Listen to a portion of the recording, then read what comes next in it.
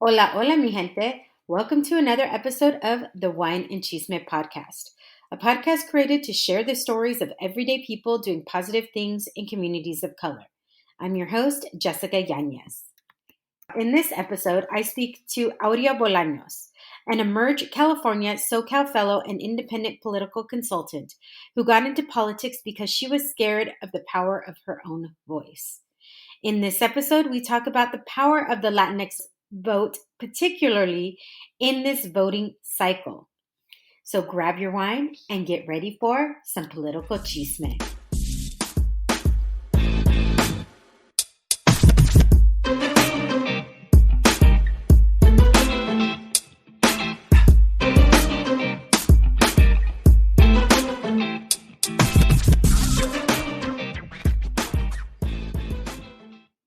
I am so excited about today's episode because I have somebody that I can now call a friend.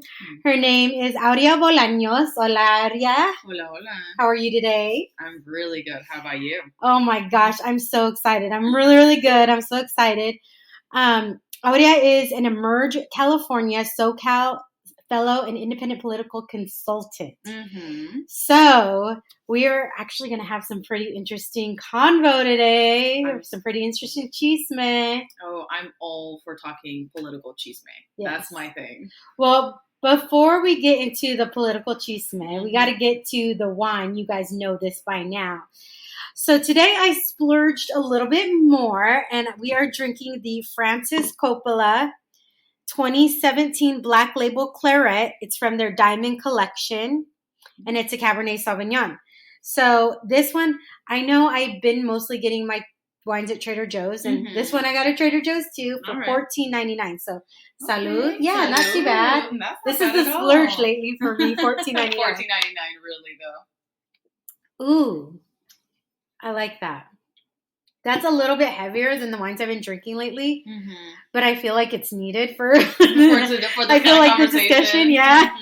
What do you think? I really like red wines, and if they're not bitter, but if you can actually taste how red they are, like maybe the ingredients, I prefer it. Some people love the dryness of a white wine. I just can't do it. But this is really good. I usually just get the Apothic red. And maybe I'm going to have to change. Yeah, $14.99 wine. Well, there we go. And as always, the photo of the wine bottle will be on the show notes. So we will make sure to include that. So if you're interested in trying it out, you can. So now that we've gotten to the wine, okay, let's get to the chisme. Ooh, love it. So, Aurea, you are Mexican born and raised. Yeah. And moved to the U.S. when you were 13 years old, correct? So tell me about that experience, like just especially coming as a teenager, because I think that's different. You come in with a different perspective than coming as a very young child. Yeah. I mean, I started 7th grade in the United States, so it was difficult to. By middle school, such a terrible time already. Like I'm like, what do you mean? I grew up going to schools where you used uniform. So even having to find out what my personality was through my clothes was difficult.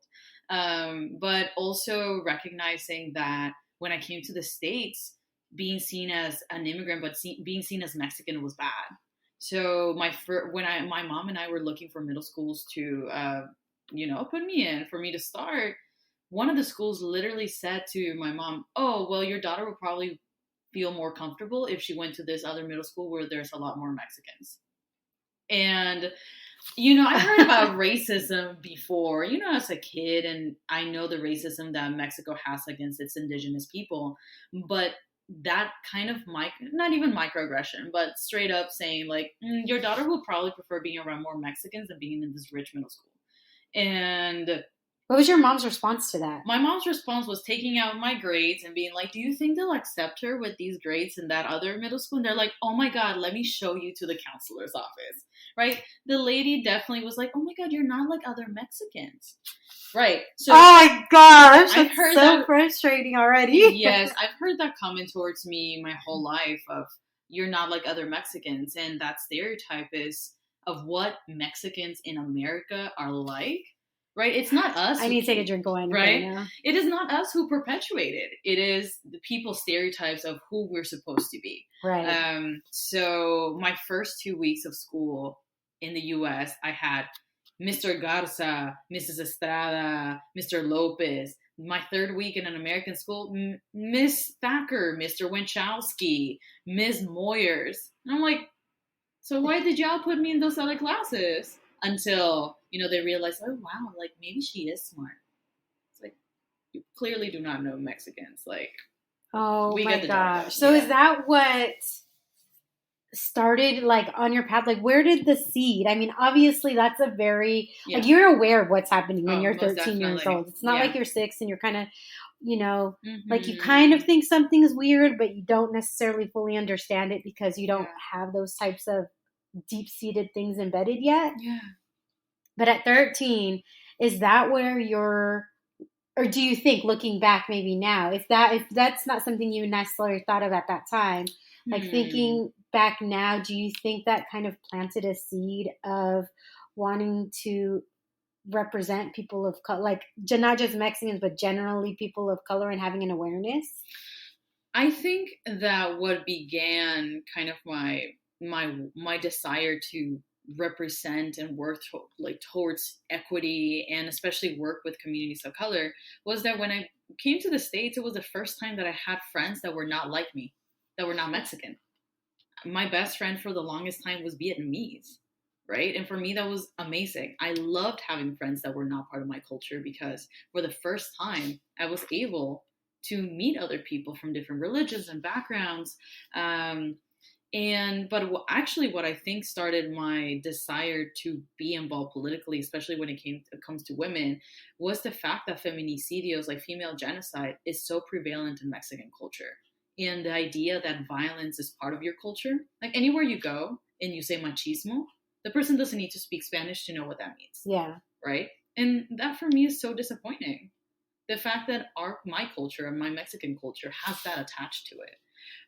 So I always kind of had that awareness for inequality and violence against women. And when I moved to the States was actually the first time that I had the opportunity to experience making change in my community, right? Being involved in different community service organizations, talking with people that were also immigrants, but not necessarily Mexican, that were Thai immigrants or Filipino immigrants or Somali immigrants. That for me was like, wow, like these people also have stories like mine. And they also suffer in a way that's different from mine. That actually is what inspired me to get more involved in politics, and also having a really good, U.S. history and social science teacher helped. So did they encourage that with you? Yeah, my high school teacher, Mrs. Rodriguez, so I'm definitely going to give her a shout out. She was the first person that told me you should really be looking into studying politics and government. She's like, I think you have a natural ability for that. And she is the teacher that, she's in charge of, what is it called? Peer mediation. I was a peer mediator. So basically we're a student counselor, right? And I was in her class, and, my professors never looked twice at me about, maybe this girl should be in AP classes or honors classes. And Ms. Rodriguez was the teacher that vouched for me, saying, no, she should be in those classes.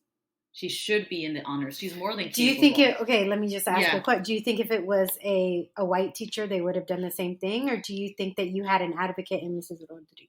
I definitely had an advocate in Mrs. Rodriguez till this day. She still keeps up with me because I did have white teachers. Right. And I had white teachers that told me, oh, you're a great writer. I didn't know Mexicans could write so well. I actually did get that comment in school once in front of the whole class. And I was like, what the right? But it's okay. Okay, lovely. What the fuck, But Mrs. Rodriguez, if it wasn't for her to actually vouch for me, right, and put me also to push me into leadership positions as well. For me, that was so important that it came from her.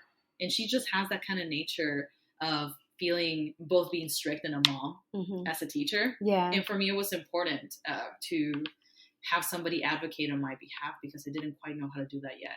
Especially in high school. Are you kidding me? Like, who knows what they want to do in high school? Not me.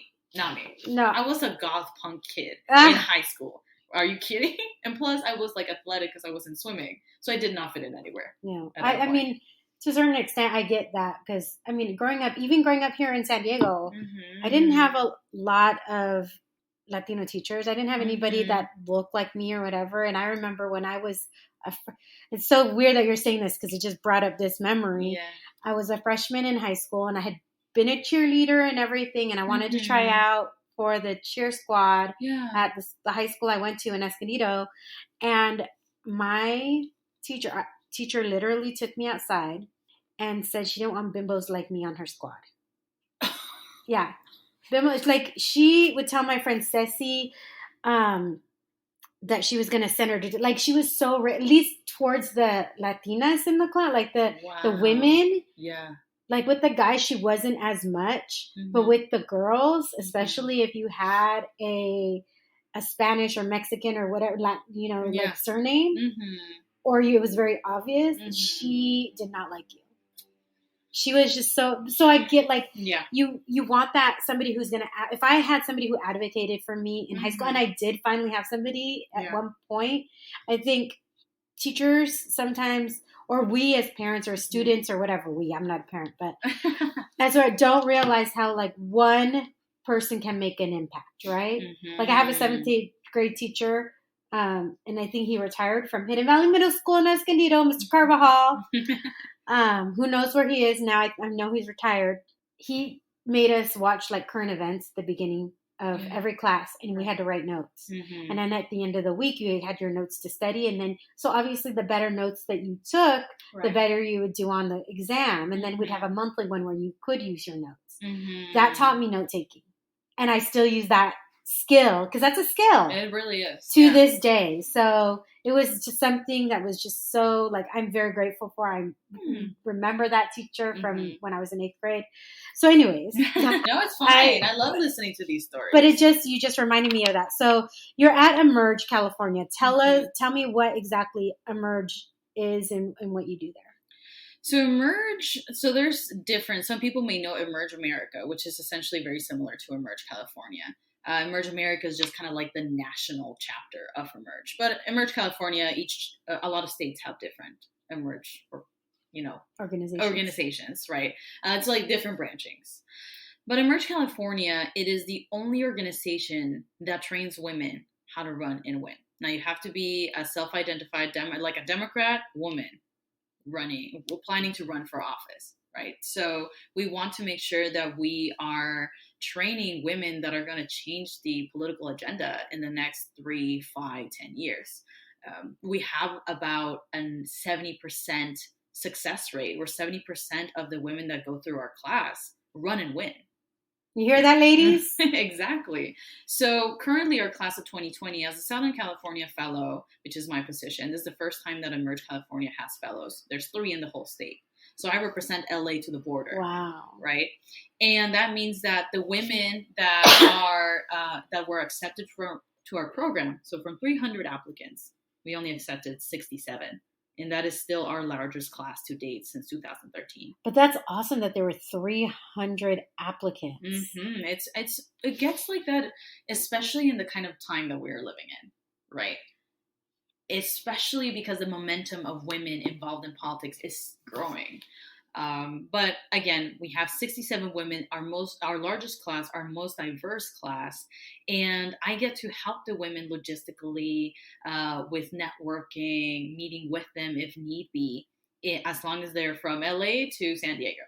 And I love it. I love being able to hear these stories. I love to see these women grow into themselves, because I think for a lot of them, they have heard the notion that there's just a spark within them. But if I could explain what I see in these women when I have worked with them now for the past month, is that it's more than a spark. It's like a nuclear reactor.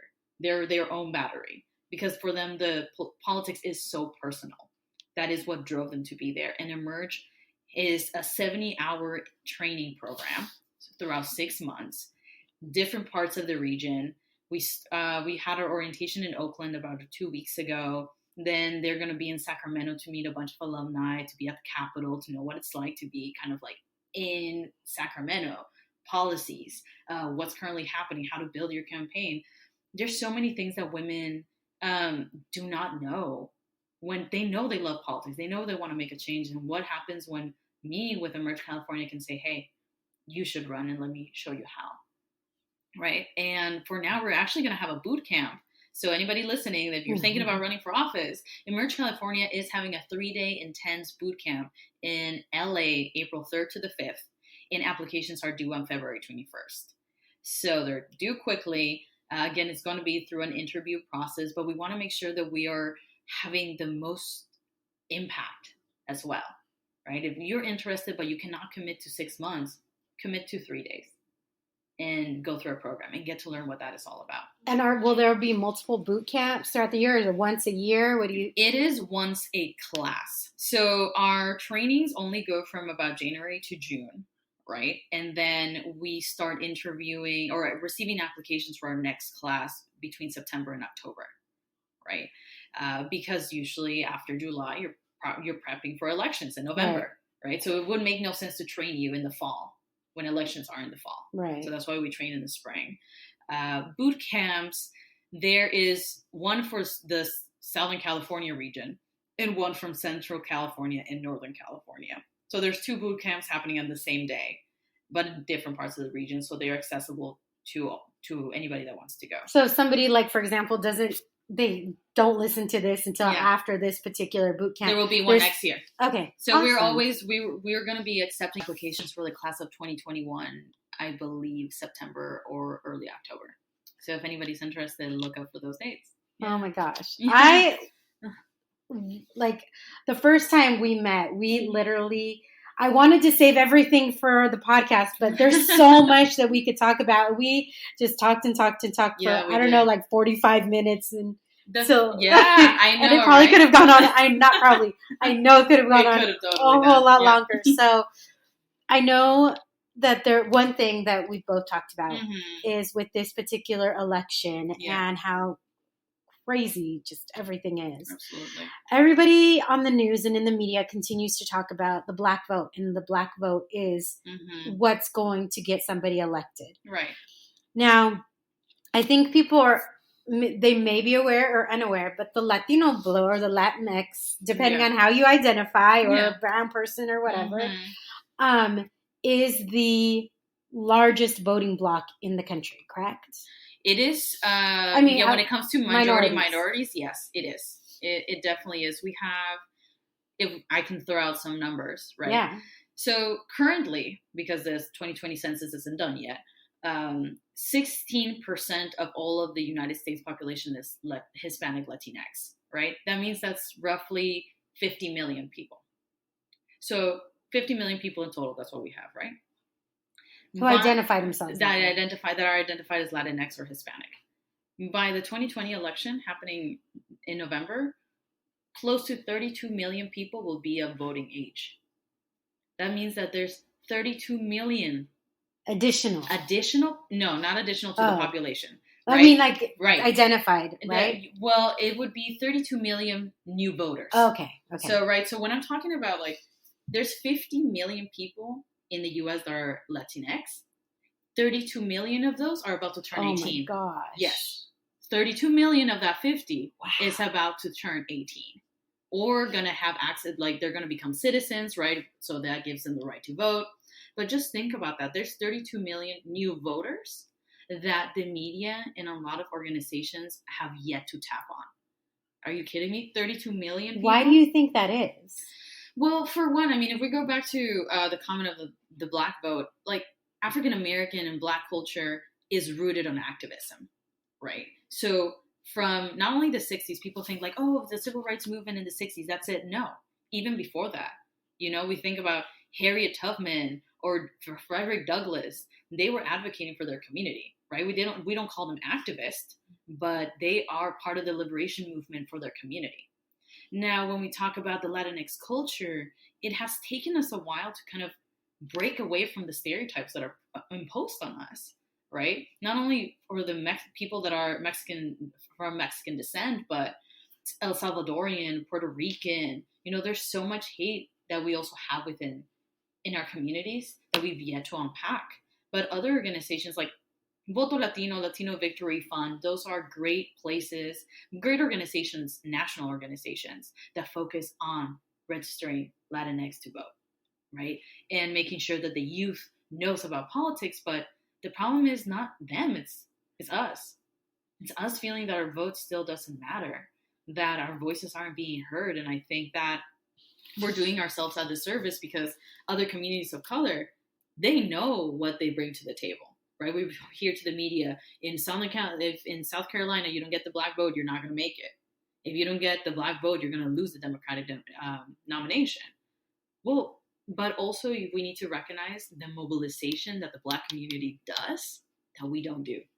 Oh, that's something I've talked about with other people too. It's like the black community, they come together. Yes, they do. They're like, I mean, obviously nobody thinks the same. Everybody thinks differently. You're going to have people who have, within different parties and everything. But when it comes to the community just as a whole and general, they're like, no, this is who we are. This is what we stand for. These are the things that are important to us. Yeah.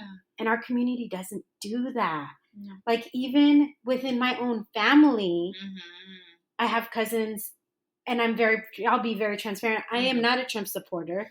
I think he's done so much damage to this country, just inherent. Like I think he's brought out some inherent things that people have always held on to that never voiced, and now feel like, oh well, the president doesn't care, so neither do I.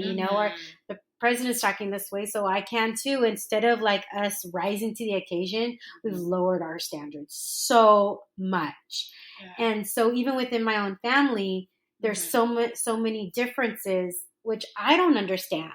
Like I truly don't. I love my family regardless, but I'm just, it's just very disheartening. And that way, I think there's a lot of that even more within the Latinx community than any like within the black community, because they come together as one. They're like, we want, there's this. And like you said, I feel like there's so much anger and rage and everything just between even different communities. There's so much when it comes to the Latinx community. We're so fragmented. It's almost an us versus them competition, right? Like, well, you're not like me. I do this. I went to school, or my kids went to school. So always like a competition. Did you ever feel like, but even among the countries, like, oh, well, I always felt like people look down on Mexicans more than any other Latin American country. Like, oh, Mexicans. And I'm a U.S. born Latina. So, and even then I would get like offended. Like, I'm from Cuba, I'm better. Or I'm from, not saying that like, I'm just saying generally, don't come at me. People are going to be like, what do you mean about Cuba? And I think you bring up a great point. It's this kind of ethnocentrism, where it's, even though we're part of the same community of Latinx, Hispanic, we still think that there's a competition between us. Like one of us has to win. Like it's either Puerto Ricans or Cubans. It's either Mexicans or Salvadorians. It's either one or the other. And that is holding us back. Like the fact that we cannot mobilize our community. Like we're from San Diego, which has some of the largest Latinx population in the whole state. But we cannot mobilize them to go out in the streets, to canvass, to phone bank, to even like get involved in politics. Like what's it going to take? And even though we have the 45th, I dare not say his name, empowered, that was still not enough for so many of us to come out. Because for one thing, I feel it's fear, right? We are so scared about what can happen to us if we do voice our opinions. The only people that others assume that, that's where our Latinx representation is with the DACA and the Dreamer movement and immigration justice. Like, well, it's not just a Latino issue, right? The fact that San Diego has the largest African immigrant population in the whole state, in the West Coast, right? Why are we not talking about their needs? Why does immigration only become a monolith, only one person's issue? But you bring up a great point that why do we feel like what's happening today doesn't affect us when it totally does? For people like you who were born here, for people like me that were not born here, that moved here. Sometimes I have the fear that someone is going to come into my door and be like, oh, we're taking away your citizenship card. Because no, you can't be acting like this as an immigrant. and that is, I think, what a lot of organizations are missing is how to tap in, to use that fear and act on it. Go out and mobilize. Go start a group. Go hang out with your friends and talk about what's happening. Because people forget there's power in numbers. There is definitely power in numbers. There's power in numbers. And the fact that, like, for me, even being, a U.S. born Latina, that I see things that are triggering for me. Yeah. Like, I'm not going to lie. I might get a little emotional because it does really frustrate me.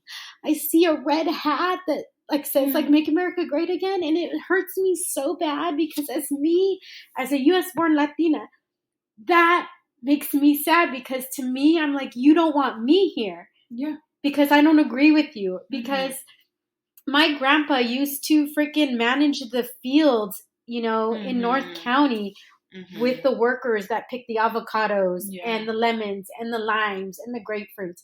Now imagine, and I just think, man, if this is triggering for me and it makes me so sad thinking, like, you don't want me here, like, if you just knew me, I can't even begin to imagine what somebody who wasn't born here or who is working towards their green card or doesn't, or is just here just trying to make some money to be able to send to their family, that makes me so sad because I already know how I feel. And it's 10, 20, 50 times less than what somebody else feels because of those because of the things that are happening. But I think what you're feeling is completely valid, right? You're having such an emotional response because what is happening in our political climate is personal. Even if you were born here, right? And I have very dear friends of mine who are undocumented, right? The fact that at any day they could leave my life, that makes it personal for me. Even though I had the privilege that my family was able to pay for us to become citizens. It's not cheap. It is not cheap at all. So anybody that's thinking, not quick. And it is not easy. It took us about 5 years, right? And I'm thinking to myself, my friends could leave my life at any moment. Everything that they worked for could just disappear, right? And how are we not supposed to take those red hats are equivalent of a KKK mask. They're symbolic of hate. And the fact that we're having such a visceral reaction of anger. Anger is a secondary response to what? Being hurt. Because we're seeing the injustice that is currently happening in our country and within our communities. Because let me tell you, the fact when I see the Latinos for Trump, I was about to ask, how did, I'm like, who do you think he's coming after? You're nobody to them. You're nobody to this party. Well, remember, wasn't it the lady, was it in Ohio? It was Florida, I'm pretty sure. I remember. I don't know. It was definitely Trump state. She was like full-on Trump supporter. Yeah. And then they deported her husband. Right. And she's like, well, I thought they were going to, no. Like, that's a mask when they say they're going to, we're only going to deport bad people. Well, remember, he said we're a country of bad hombres. So to him, anybody who's not his skin tone or doesn't agree with, and truly it's anybody who just doesn't agree with him and is not going to basically bow down to him. I mean, let's make it easier. Anybody that isn't white. Yeah. Because these bans are not for anybody who's coming from European countries. No, absolutely. Absolutely. And they just added Nigeria into the travel ban. Why? Tell me why they added Nigeria. Of course. No, we don't know. He just decided it was Tuesday, right? But it's those kind of things where we have to be honest that party is not the Republican Party. I'm not even going to go into that. They got their own issues. But this president, his motto has been fear-mongering, hate, racism, bigotry, right? And so many people relate to it. And that's the thing. People believe that when we have Barack Obama, racism is over. Oh my God, we have a black president. No. It's kind of like we all have that genetic disposition to the flu. And when the flu hits, we all get it. Right? Trump is not the reason we're racist now. It was always here. Oh, yeah. But he was just the flu. He was the thing that made everybody wake up. And people are like, oh my gosh, I can also say that? I can totally say that, Mexicans are murderers and rapists and I can grab women by the pussy and like sexually assault anybody I want because I'm rich and white and a man? People have already those ideals, But this man gave them the platform to be able to act on it. You know what? They also have the electoral platform because those people come out to vote. And I don't think that's what people are understand. New Hampshire, Iowa, serve supremely white states. Supremely white states. What do you think we're going to find there? We're not going to find a diverse population. Now, I'm not talking about race, educational background, class, religion, who can actually give us an idea of what the country is seeking in the new leader. Why don't they start with Texas, Utah, Kansas, South Carolina? Utah, their Latinx population has been booming. And also they're conservative Latinos there, but conservative in the area of religion. Right. But so do you think, so speaking of religion, I mean, I know I have friends who were, and I say were, one issue voters.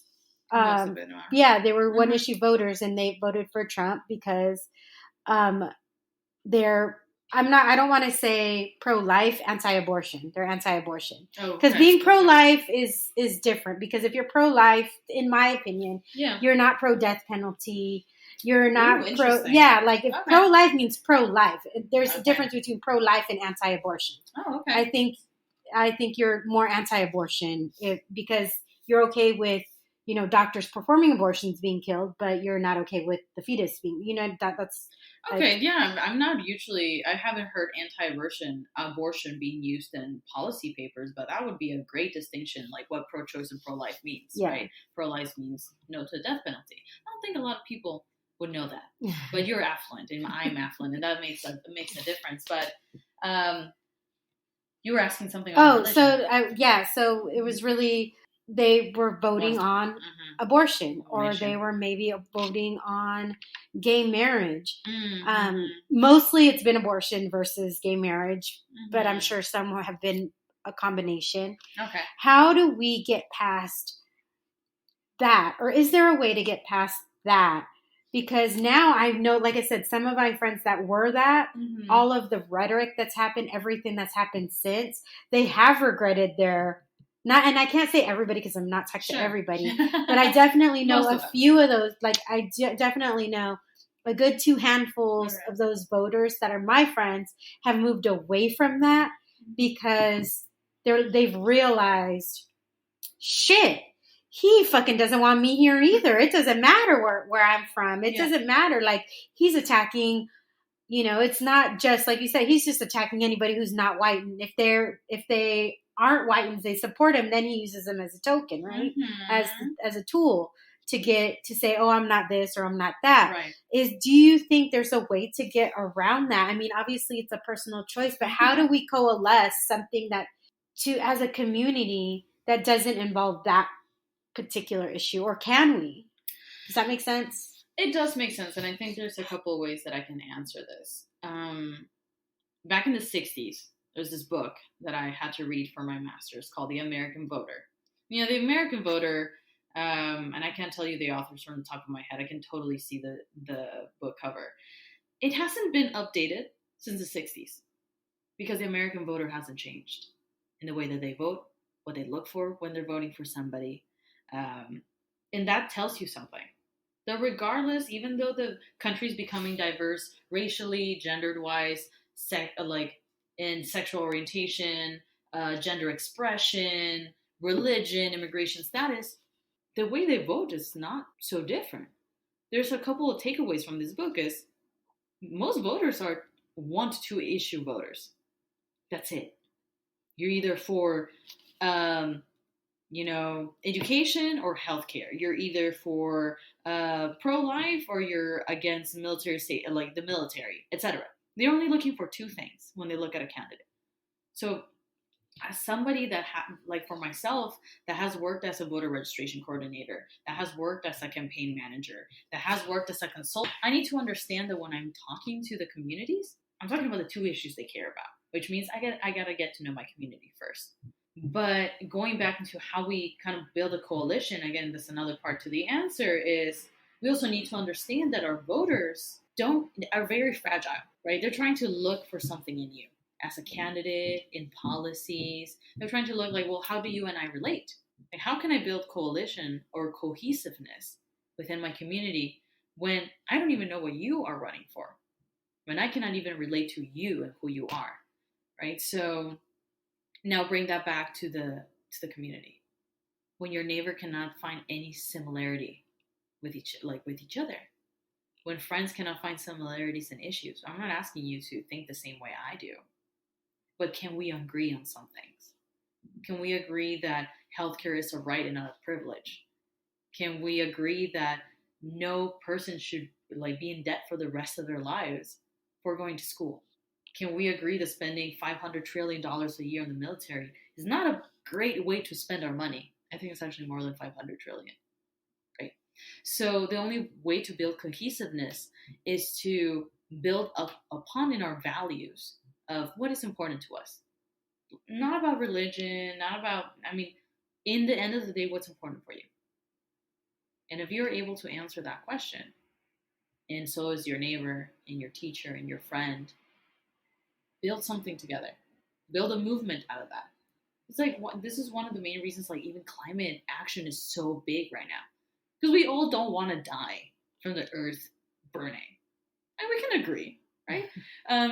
As long, not even everybody can agree. Some people say it's no. false science or false, which My is, goodness, oh lordy. Right. But you know who's heading that movement? The youth.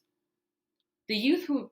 Those 32 million new voters. Those 32 million new voters that, for so many of them, it's not about, yes, of course they want access to education, and of course they want the prison, abolish the prison system. But they're also thinking about what? They're so empathetic. They're thinking about the world. We don't want the world to end. Not even thinking about them. It's about, I want to be able to be here to continue the revolution, to continue the movement.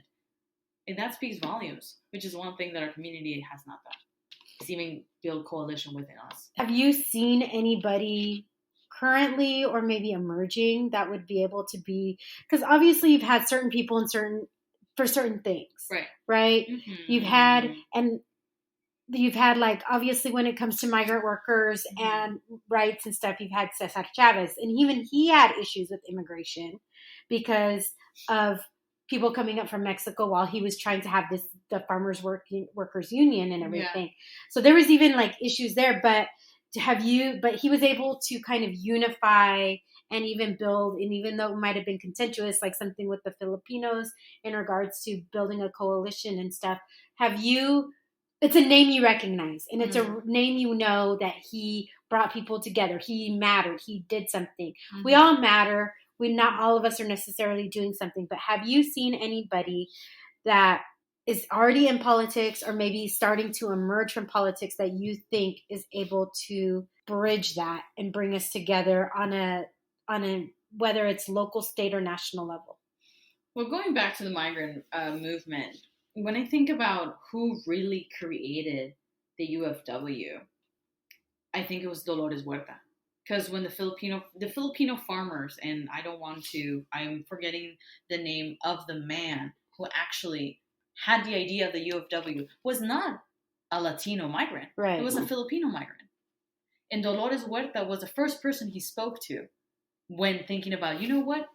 Our children are dying. They're being born with deformities. We don't have access to a bathroom. And then Dolores Huerta went to talk to another prominent farm worker, which was Cesar Chavez. But for me, Cesar Chavez is just the, not dishing on anybody that loves Cesar Chavez. But for me, when I think about the UFW, about the migrant worker rights, I just think of Dolores Huerta. Mm-hmm. She is a woman who left, I think she has about 9 children. She was always traveling, outreaching. She was at the right-hand side of Bobby Kennedy when he was announcing he was going to run for president. This woman really built a coalition in California of what it meant to give farm workers rights. So that's just my tidbit. I don't think Cesar Chavez is the leader of the movement. I think it's her. He's a symbol. He's a symbol. He's the person who rose and became the symbol of exactly. See, right? So farm workers are like, oh, Cesar Chavez. I'm like, yeah, but the person that did all the grunt work was Dolores Huerta. Right? And bless her soul, she's still in Bakersfield, and I think her son is in local politics, as assembly member. But I think about, going back about who's somebody that is emerging.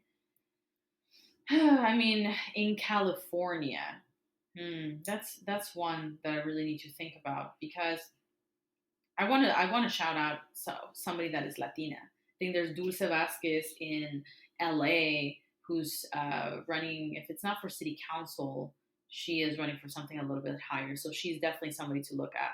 Look at. She is from UCLA. She's from LA. It's all about bringing human rights to the community.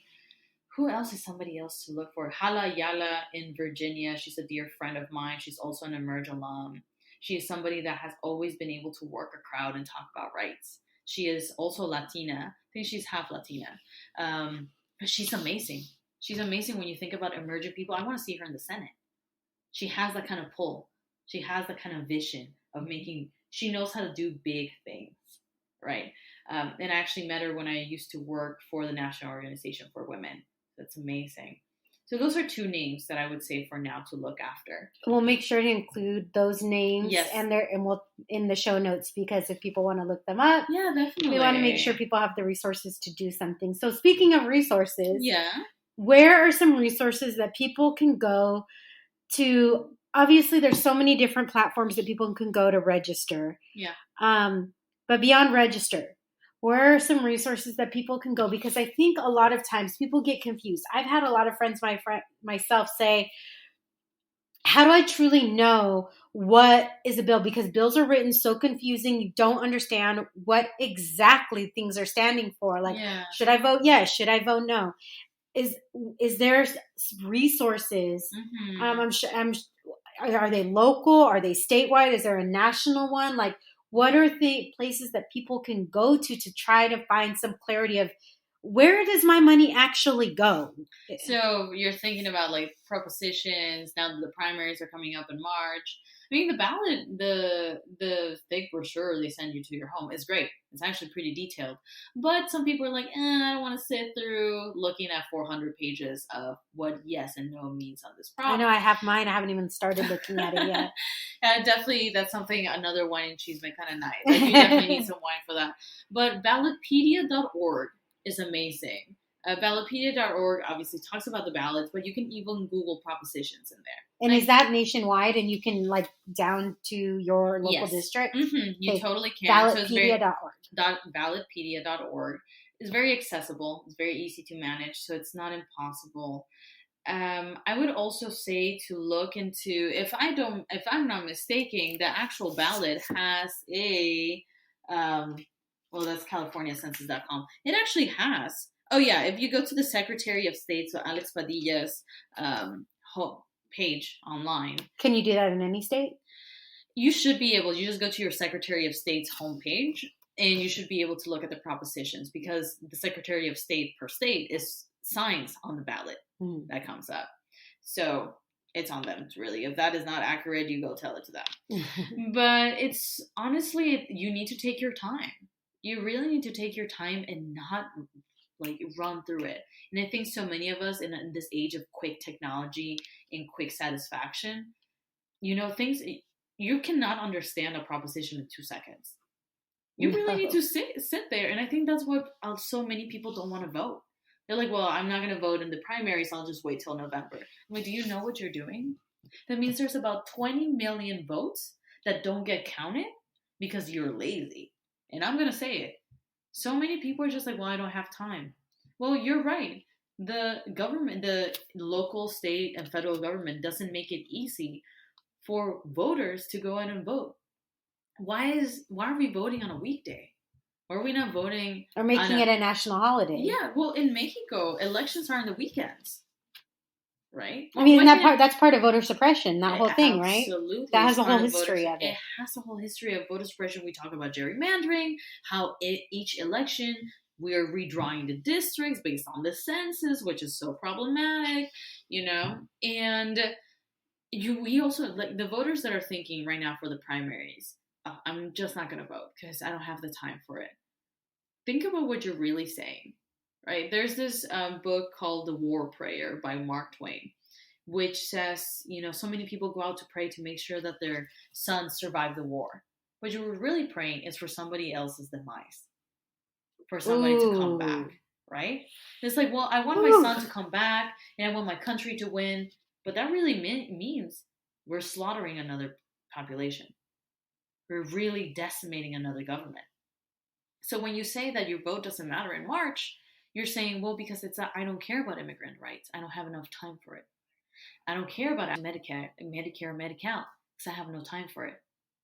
You choosing to skip on the primaries, which really gives us a glimpse into the November election and who's going to be the nominee for Democrats and even nominees for Congress, state assembly, city council. You're saying to other people that you just don't care enough to put time and effort into seeing what the propositions are, who's actually running. It does take time. But if we are so willing to upload a selfie into Instagram, all that time that you spent scrolling, you could have spent representing progressive policy agendas. And I'm not here to sugarcoat it. I'm telling you how it is. No, I appreciate that. Well, the other thing is that there's so many elections, right? There's so like you have 2-year, you have 4-year, you have like do you think people? Do you think people get election fatigue because they don't even know? Like, wait, why are Congress people only have 2 years? By the way, anyways, it doesn't feel like that's just even enough. They're barely getting started, and then they're like, when you're going up for election or re-election, you're having to spend so much time trying to raise money and campaign. Mm-hmm. Like how much, to me, that's always been so confusing because senators are 6 years, right? Yeah, senators are 6 years, not one term. I'm thinking about Mexico. There's presidents are 6-year, one term. Senators are 6 years. Congress is 2 years. Now you have to think back into the Federalist Papers. John Jay, Hamilton, and oh Lord, in May. Yeah, John May. No, John May. Oh my goodness, I'm forgetting now. Is the wine hitting me? It might be, but we still get a history lesson. Yeah, so in the Federalist Papers, there's the so-called founding fathers, right? They wrote in to have such short, you could say, terms for Congress because Congress is so strong. When people think it's like, oh, president is the strongest person in the land. No. Well, look at Mitch McConnell. He's the one, like, how many? He's in Senate, and that is very powerful. Right, but Congress is so strong, but they can't do anything because Mitch McConnell won't even bring anything up for a vote. Yeah. Right now, my opinion, right now, Mitch McConnell is the single most powerful person in government. Oh, no, that is very correct, right? Being the Senate majority leader, the congressional majority leader, those are you really get to say how the agenda goes. You either stop it or you let it go, which is so important for people to pay attention to who's up for Senate grabs. Like who's running for Senate currently. If you can turn a red seed blue, go do it. Right? That's why it's so important, right? Because I know in California, the way that, and I don't think every state, or no, every state doesn't work this way, but California, it's whoever gets the top 2 votes, whether it's 2 Democrats, 2 Republicans, whatever, is the ones who go on to the general election, correct? Mm-hmm. So it's so important for people to truly realize and go out, because if you're somebody who is a Democrat or you tend to lean more progressive or, and you decide not to go out, if everybody decided that, then you're going to have people who who don't represent your values and don't represent your views going into a general election, and then that's gonna make you less likely to even go to the general election because then you're like, whatever. How do you feel like with the current presidential election, how being in the position that you're at, I'm sure, where are you feeling like the Latinx community kind of putting their eggs in? What basket do you feel like they're kind of leaning in? Oh, my people, they're waiting till last minute. They're waiting to see what other people are. I'm part of that. I'm not gonna lie. But that's the thing, right? I think that I will vote for somebody in the primary. Let me clarify. But I'm just I'm so confused. But that's the thing. It's not your fault about that. First of all, the fault is for not making civics lesson accessible in schools. First of all, let's start there. Why are we not teaching our children about you should not be getting election fatigue every 2 years? I just don't understand that. It's like it's every 2 years. You're not voting every year. Just every 2 years, right?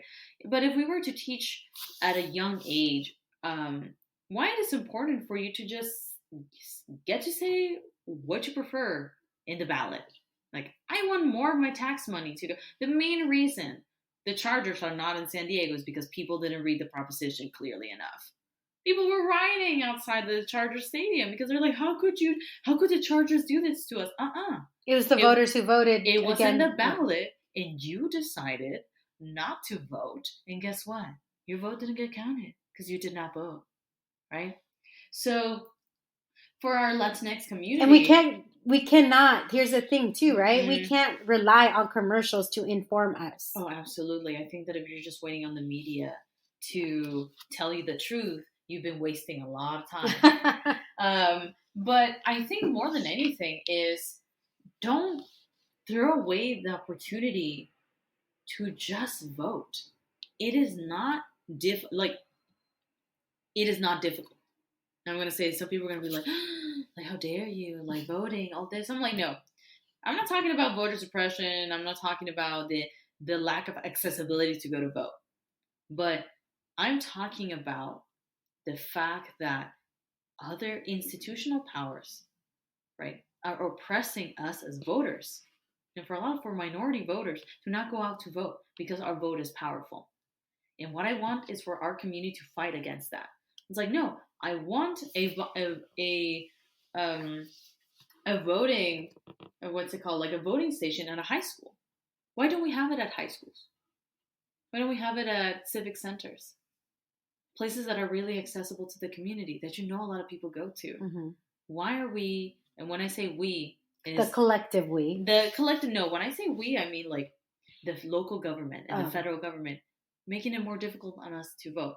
Now that's what I'm saying. That's where the community can come in and be like, no, let's use my house as a voting station. Let's use this high school. Let's use this middle school. Let's make sure that our right, because it is a right as a citizen, to be accessible. And that's the thing. We shouldn't be bogged down in the details. It's like, oh, I just cannot take enough time for that. Recognize what you're saying with that statement. You have no time to change the current political climate. You're just waiting on somebody else to do it. And that is just not going to do any good for us. For any of us that are trying, for me, get women elected. I want to get Latinas elected in office. But if my own community isn't willing to fight against what's holding them back, how can I count on them as voters? How can the women that want to run, like Dulce, count on them? And they are not even willing to stand up for themselves. It's the youth. It's our youth. It's our Latino youth that are doing all the work. Mm-hmm. What happens to the 35 and over? They're like, well, no, I cannot be bothered by it. I was like, yes, capitalism and classism, those are all oppressing networks that are working against us in this 8 to 5, Monday through Friday kind of world. You're so right. There's no form of ethical liberation with capitalism. But you know what? We really just need to come together. We really just need to think about, you know what? It's not about the issue anymore. It's about the fact that the right to vote is being taken away from us. And it's because we're staying silent. And when you stay silent, you're on the side of the oppressor. And that's what we don't recognize. Oh, girl. It's like, no, there's so much. I mean, I remember, what was it?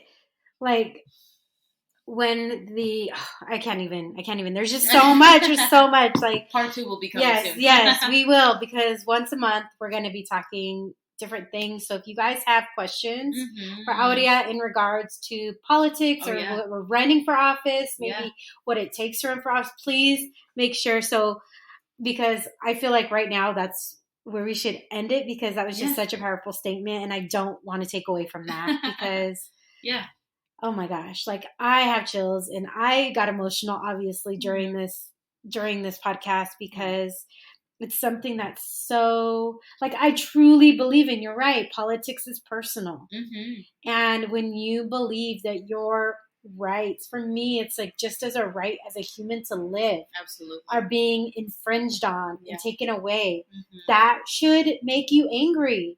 And when you're angry, you take action. Absolutely. So get angry, guys. Freaking do some shit. Don't stay at home. Yeah, start the revolution. That's what we need. Yes.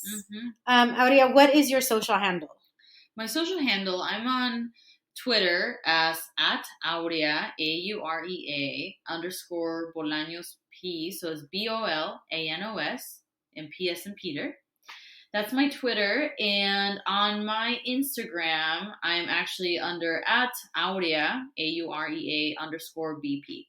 So, and we'll make sure to include all of that in the show notes as well as the resources that you gave for people to be able to look up the different bills and all of that. Yeah, and I'll even send my email. I'm actually just getting some things sorted out with my consulting email because I want to make sure that people have, they're looking for a political consultant that understands politics for Latinos or especially for women, that they can always hit me up for any questions. I always love to talk about politics. Girl, I've seen her in action. Guys, I've seen her in action. I just literally sit there with my mouth open, just like, I have such a girl crush on you. You're so intelligent, and it makes me like so happy to see somebody who's so engaged and who knows so much. And I'm so happy that we've become friends because I am because it just, I don't know. There's no words of how appreciative I am that you came on and that you're willing to come on, and talk about these things. And yeah, I'm totally fangirling right now over you. I love it so much. Oh my God, I'm getting all flushed over here. So you guys, I'll make sure all of this is on the show notes. Thank you so, so much for tuning in. I hope you have a reaction to this. My social, as always, is The Wine and Chisme. Please make sure to like us and give us star ratings on all of the podcast platforms. And we want to hear your questions because there will be follow-up with Aurea. So please make sure if you have any questions to send those in. So thank you guys. Saludos. Bye.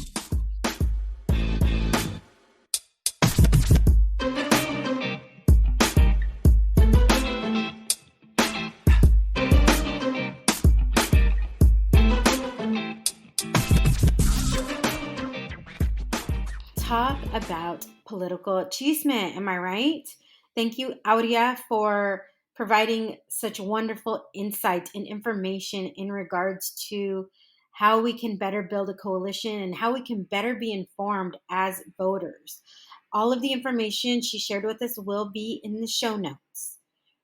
Do you have a story that needs to be told or know someone who does? Then please reach out to me via my social media channels. On Instagram, you can find me at The Wine and Cheesesmith. And on Facebook, you can find me at The Wine and Cheesesmith Podcast. I want to hear your stories. Remember, if you want to hear more Wine and Cheesesmith, please subscribe. Rating and reviews are always appreciated, and those 5 stars are appreciated even more. Until next time, saludos.